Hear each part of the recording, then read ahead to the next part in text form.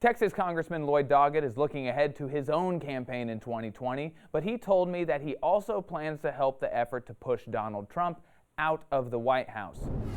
First, thanks for doing this. I appreciate your time. Great to join you. Former Vice President Joe Biden just got in. What are your thoughts on Vice President Joe Biden? I thought he had a powerful statement. He is, as you know, our 20th candidate. I think we're stronger in having many candidates out there. I like the powerful participants we have from Texas in Julian Castro and Beto O'Rourke. I have many other friends that are running that are progressive champions like Elizabeth Warren and Amy Klobuchar. So I'd say let's have that competition, respectful of our other candidates. I think we'll be the stronger for it. Have you made your decision yet on who you'll endorse and vote for? I have not, and of course my name will be on the ballot in 2020 also. I doubt that I will take any position until well after the Democratic filing deadline, or perhaps after the Democratic primary. I do plan to be actively involved. I can think of little more important work than how Donald Trump is removed from office. There's an ongoing debate within the Democratic Party about whether to try and win back the states that you lost in the 2016 election, or to try and put more effort on Texas, on Arizona, on Georgia. Where do you see that debate going? Well, I think that certainly we do have to win back some states like Pennsylvania and Wisconsin. I think we can do that, but we came mighty close in Texas. Tremendous victory, except at the very top of the ticket. I want to see as much focus here on Texas, and the fact that the Democratic Congressional Campaign Committee is opening an office here in Austin.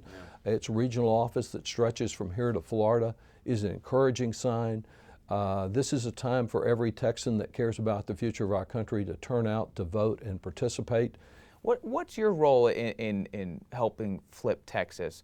You have a couple $1 million in your campaign account still. You are very good at getting reelected by wide margins. Are you going to use any of that money to help out these now targeted districts? I've always done that. I will do it again, but I certainly don't take anything for granted. I get a 2-year lease, so to speak, on this job. I'll be asking that my record be evaluated, and that my constituents, half of whom are in San Antonio, support me again and give me an opportunity with a new Democratic president to be able to get some things done on these issues I've worked so long about.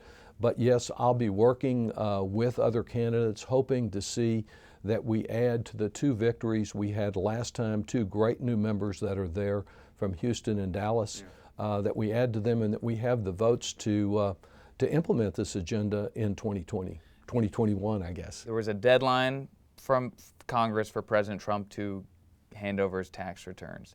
He did not do that. So what happens now? Well, we need to move forward with legal action. As you know, I made some 6 motions over the last 2 years, Republicans covering up my attempts to get the Trump tax returns. Long period before the Democratic chairman actually made the request at the beginning of April. Now we've had the Secretary of the Treasury tell us more than once no, and he's just delaying until May the 6th, but we need to act now.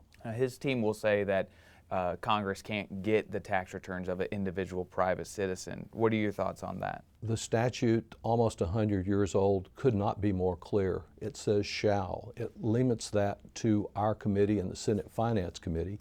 Let me be clear that if we get the returns, that doesn't mean that they're automatically disclosed. In fact, we're subject to criminal penalties for disclosure. Thank you again for joining us for State of Texas. I'm Phil Prazen. We'll be back next week to bring you an in-depth look at Texas politics.